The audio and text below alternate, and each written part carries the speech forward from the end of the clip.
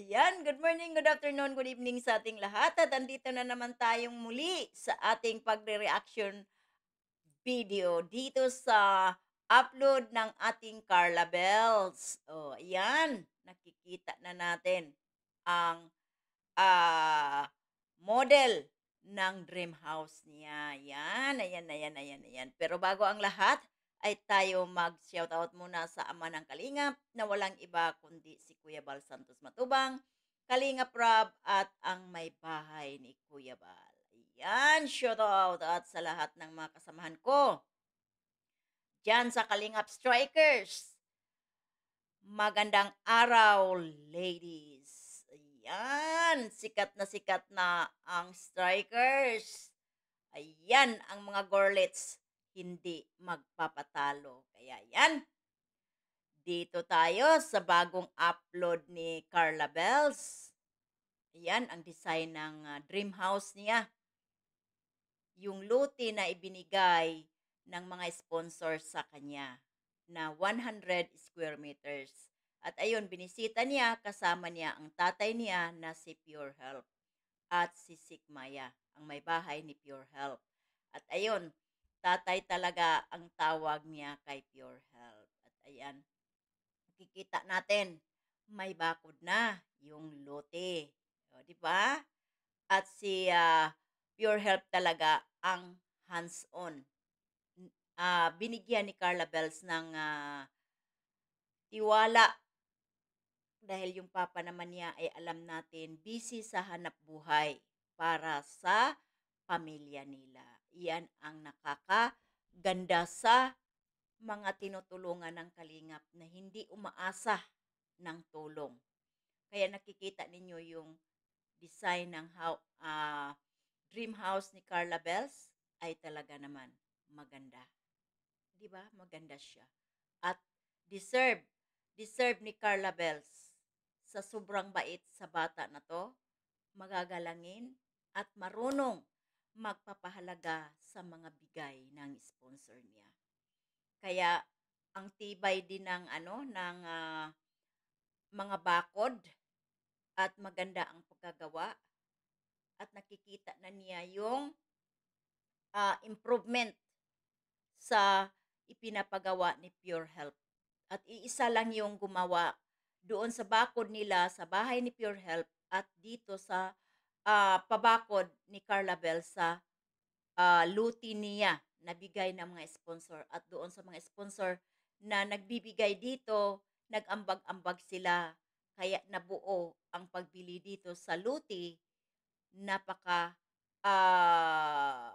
saya, napasaya ninyo ang isang bata na kahit sa pangarap, walang mag-akala na mangyayari sa buhay niya yun. Pero nang dahil sa inyong mga blessing na pinagsama-sama at ayan, maipatayo na niya ang dream house niya. Kaya ayan, patuloy pa rin siyang lumalaban sa buhay. Kahit maraming basher, pero hindi niya pinapansin. Kaya yung hindi natin mai maiwagli na maihambing yung isa niyang pinsan, hindi si Rosan, kundi yung isa. Kaya kapit na lang siya sa patalim kahit doon sa lumalaban sa kalingap dahil may pangarap din siya na maging katulad kay Carla Bells. Pero si Carla Bells ay talagang nanatili ang loyalty sa kalingap. Yan ang hinahangaan namin dito sa bata na to. Dahil marunong tumanaw ng utang na loob sa mga taong nagdala sa kanya ng ano, sagana sa buhay. Na paaral, sa tulong din ng mga sponsor.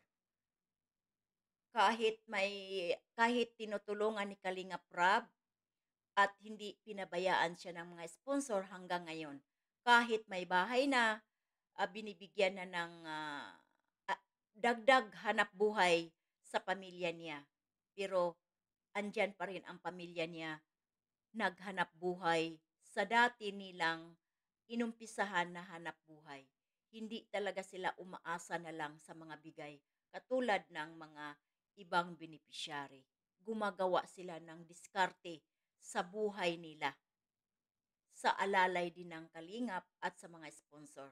Ito yung ganda sa mga beneficiary na ganito. At katulad sa mga angel nila ni Carla Bells na talagang ipinakita nila yung pagtanaw ng loob sa kalingap at sa mga sponsor na tumutulong sa kanila, nag-aaral sila ng mabuti.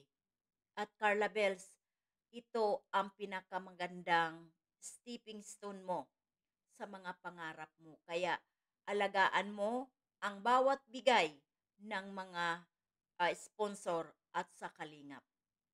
At laging ipanalangin, ipinalangin, ipanalangin sa Panginoon na gabayan kasama sa daan ng tagumpay at lagi lang magdasal.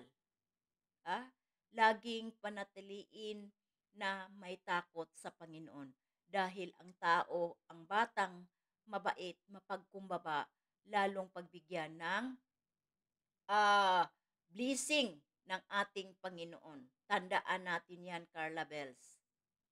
At tama ka, kailangang mahalin natin ang mga magulang natin. Dahil kung wala ang mga magulang natin, wala tayo dito sa mundong ito. 'Di ba?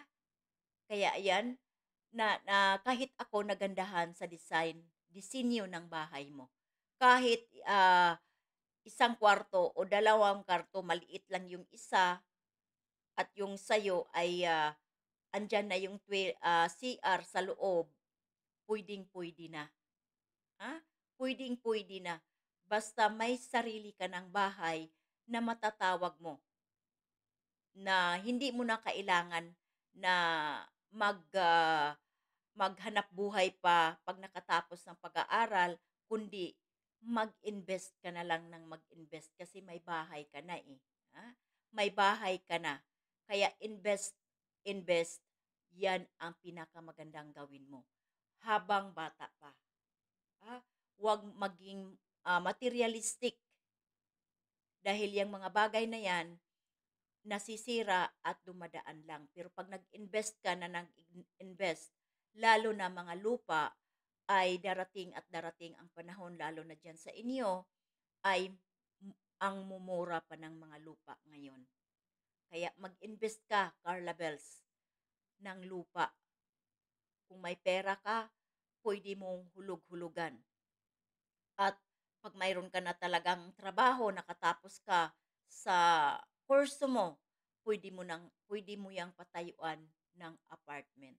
At yung area na yan, andyan din ang mga charity vlogger. Andyan sila Gabisira, Joey the Great, Mr. J, at si Nilson Vlog. Andyan sila. Marami sila dyan nakabili ng lote. Dyan sa area mo. Si Kalingap Dan andyan din. Kaya yung area na yan, gaganda at gaganda sa darating na mga araw. Kaya kung may pera ka, mag-invest ka ng lupa. Diyan banda. Parang hindi na malayo para sa'yo sa darating na mga panahon. Kaya masaya ako para sa'yo, Carla Bells. Kaya laging panatiliin ang mapagkumbabang bata. Kaya ayan, hanggang dito na lang tayo. Ingat lagi, Carla Bells. Pagagabayan ka ng Panginoon. God bless and ingat palagi, Carla Bells.